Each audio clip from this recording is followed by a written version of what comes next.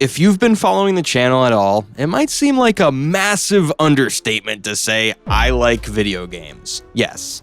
You might be wondering, after thousands of hours and some very sore thumbs, what games have made it to the top of my list? I was wondering that too. That's why I've come up with this list of the top 10 games everyone should play. These aren't my favorite per se, but they are ones that provide a once-in-a-lifetime experience.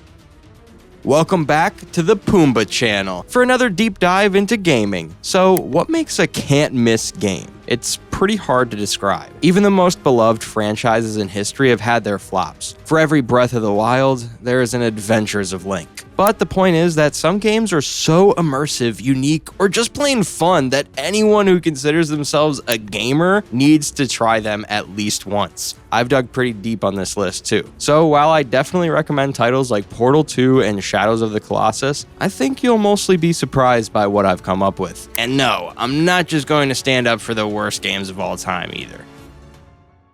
Number 10, It Takes Two. Divorce is pretty much the last thing you'd think would provide inspiration for a game. Unless you're Commander Shepard and you're trying to complete all the missions, if you catch my drift. But that's exactly what makes It Takes Two so special. In it, you control Cody and May, a divorcing couple turned into dolls by their heartbroken daughter. Just like in real life, you and your co-op partner need to work together to return to your human forms.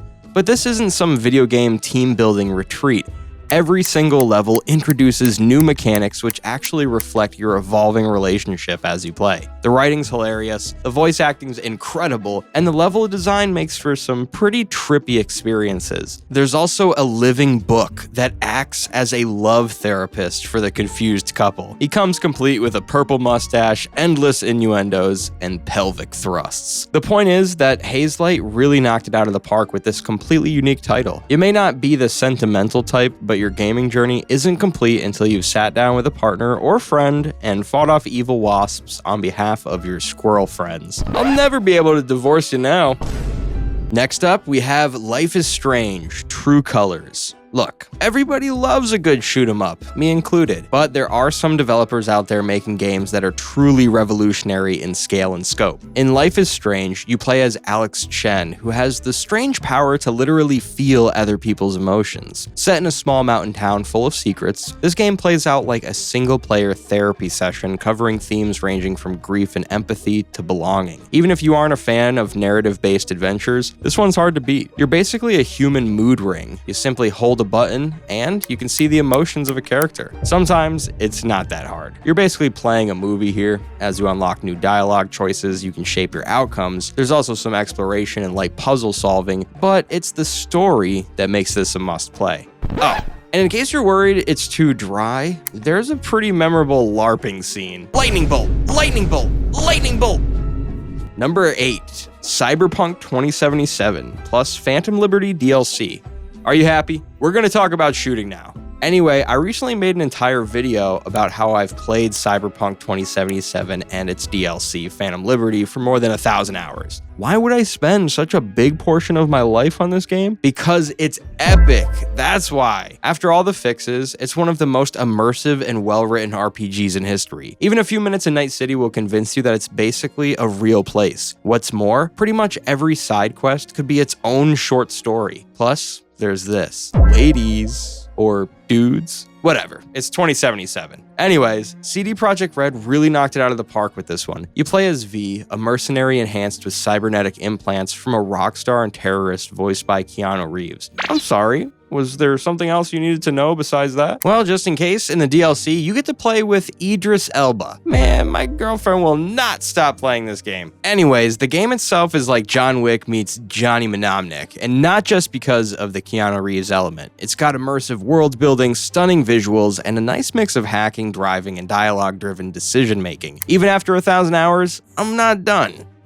Number 7, Clair Obscur Expedition 33. Here's another game I recently did an entire video on. This just came out in April of 2025, but I personally think it's a shoo-in for a Game of the Year nomination. Created by former Ubisoft developers, this game is essentially a living painting, with deep themes, surreal art, and powerful character arcs. Yeah, so this is pretty normal. Yeah, it's weird too. I see it as a sort of a Final Fantasy meets Salvador Dali painting, and that's not by accident. Clair Obscur is set in a surreal world where a painter named the Paintress erases people by painting their names. It's your job to stop her, or it. It's a turn-based RPG, but it also has real-time input mechanics, so you won't be staring at a static enemy the entire time. There's also a beautiful story and visually stunning environments to explore. Plus, there's this thing.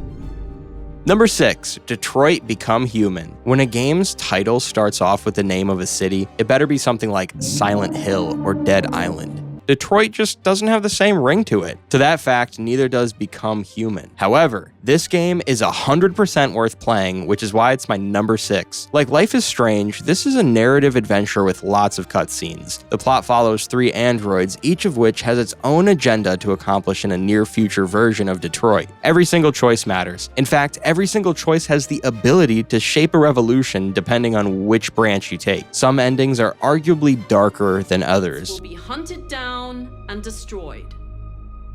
God bless you, and God bless the United States of America. For instance, a decision in one protagonist's story will affect what happens in another's, and with so many choices to make, the replay value is very high. Did I mention that there's a robot sex club? So we're like 2 years away from this, right?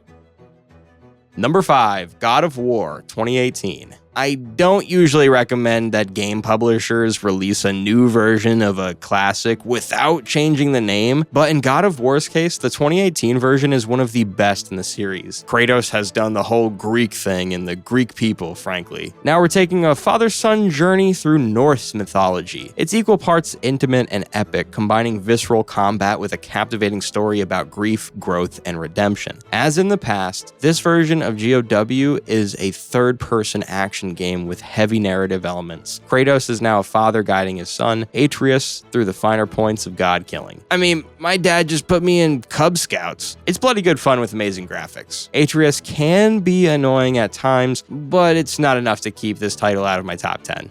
Number 4, The Last of Us Part 2. You like being scared? How about being scared and crying at the same time? If the answer is yes, you'll know why The Last of Us Part 2 is number 4 on this list. Released by Naughty Dog in 2020, LOU 2, as no one calls it, features a bold narrative about revenge, trauma, and forgiveness. It's almost painful at times, and it's become really divisive in the video game world. Still, as one of the most emotionally intense games ever made, you'd be doing yourself a disservice not to play it at least once. If you don't know, it's basically a stealth survival action game through post-apocalyptic America. You can scream, cry, and fall in love right along with the characters. Don't worry, you also get to fight the Rat King because it's still a horror game. I just want to get back to the makeout part. Number 3, Ghost of Tsushima. If you've ever wanted to be a samurai, Ghost of Tsushima is about as close as you'll get. Like many of the other games on this list, this 2020 open-world title from Sucker Punch Productions is a visual masterpiece. And because I'm clearly a sucker for it, there's also a brilliant story, a poetic tale about honor and sacrifice with a balance of action and beauty that few games achieve. You have to love a game that lets you literally battle your demons. Basically, you're a samurai named Jin Sakai, and you're tasked with protecting Tsushima Island during the Mongol invasion of Japan. There's no shortage of Kurosawa-inspired visuals. Guiding wind replaces map markers, there's an honor system, and buffs come in the form of haiku. You really have to play this to see why it's such an epic experience. Number 2, The Witcher 3, Wild Hunt. You probably knew this one was coming, right? The Witcher 3 may be a decade old now, but it's still considered the gold standard of open-world storytelling. Like previous installments, it's packed with morally great choices, unforgettable quests, and rich lore. Oh, and monsters. I may be drunk, but I'm still drunk. The Witcher 3 is quite simply an experience. As Monster Hunter Geralt of Rivia, you get to fight, talk, and sexy your way through a massive open world. A lot of hay was made about the invincible teleporting goat that seems to enter some cutscenes, but it's all part of the experience. Number 1, Red Dead Redemption 2. Come on, you knew this one was coming. After all, Red Dead Redemption 2 is still widely considered to be the pinnacle of narrative in gaming. It's a slow, immersive tale of loyalty, loss, and the death of the Wild West. But it's made by Rockstar, so it's violent, funny, and downright weird at some points. It's a million ways to die in the West, but you have extra lives. But there's a reason this game is #1. It's hyper-realistic in every way, with a living ecosystem, dynamic weather, and almost impossible levels of detail. If you want freedom in your games, this is about as good as it gets. And if you're bored with all the freedom, you can always just go fishing.